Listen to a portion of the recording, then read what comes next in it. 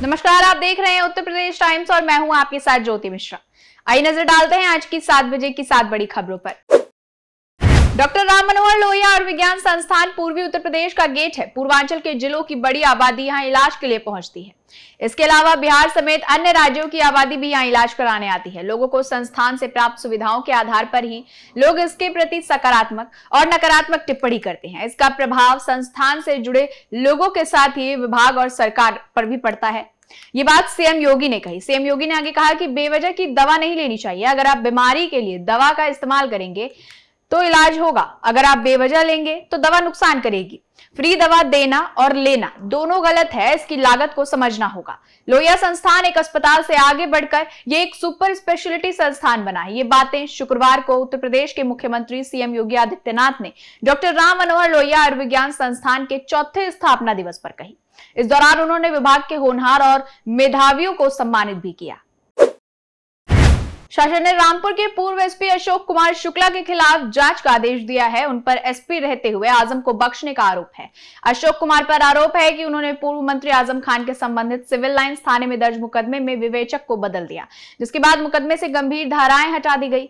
तत्पश्चात अदालत में दोषपूर्ण आरोप पत्र दाखिल किया गया, जिसमें आजम का नाम नदारद था। निर्देश पर पूर्व एसपी के खिलाफ जांच शुरू की गई है। अशोक कुमार वर्तमान में सीबीसीआईडी में डीआईजी के पद पर तैनात हैं।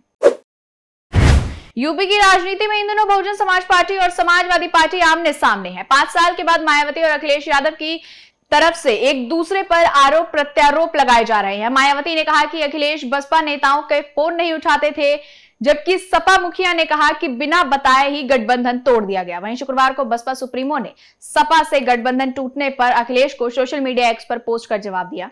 उन्होंने लिखा, इतने साल बाद क्यों सफाई दे रहे हैं? बीएसपी सैद्धांतिक कारणों से गठबंधन नहीं करती। बसपा को सत्ता की मास्टर चाबी चाहिए ताकि बाबा साहब का मिशन पूरा कर सके।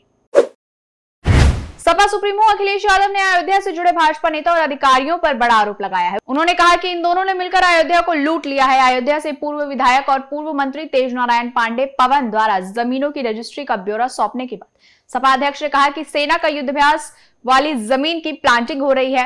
अब 13 ग्राम सभा की जमीन भी सेना से बाहर करने की तैयारी में है। वो अयोध्या से आए किसानों और वहां के लोगों को संबोधित कर रहे थे। अयोध्या में भाजपा नेता वेद प्रकाश गुप्ता और सीपी शुक्ला पर प्रॉपर्टी डीलिंग का आरोप लगाते हुए उन्होंने कहा कि एक ग्राम सभा को सेना के युद्धाभ्यास के लिए बाहर कर दिया। किसान से जमीन कौड़ियों के भाव खरीदकर महंगे दामों पर बेचा जा रहा है। उत्तर प्रदेश सरकार में कैबिनेट मंत्री अनिल कुमार के खिलाफ गैर जमानती वारंट जारी हुआ है। यह मामला साल 2022 विधानसभा चुनाव का है, जब उनके खिलाफ आचार संहिता का उल्लंघन करने के आरोप में मुकदमा दर्ज किया गया था। मंत्री अनिल कुमार विधायक कोर्ट में की गई तारीख पर पेश नहीं हो रहे थे, जिसके बाद कोर्ट ने यह फैसला किया। हालांकि इस मामले में उनकी सभा कराने वाली 3 अन्य आरोपियों के खिलाफ पहले ही गैर जमानती वारंट जारी किए गए हैं। इस मामले में अगली सुनवाई 30 सितंबर को होनी है। अनिल कुमार राष्ट्रीय लोकदल के कोर्ट से योगी सरकार में मंत्री हैं।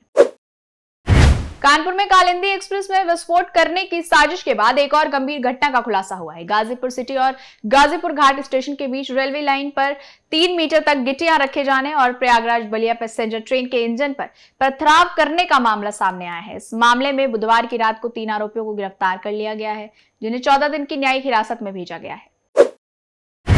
बहराइच जिले में हरदी थाना क्षेत्र के 3 अलग अलग गांवों में बृहस्पतिवार की देर रात भेड़िए ने हमला कर एक बालक सहित 3 लोगों को घायल कर दिया। सभी घायलों को सामुदायिक स्वास्थ्य केंद्र महर्षि में भर्ती कराया गया।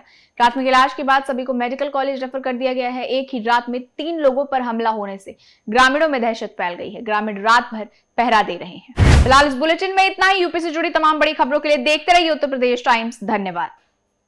हम हैं देश के दिल, उत्तर प्रदेश की धड़कन, उत्तर प्रदेश टाइम्स।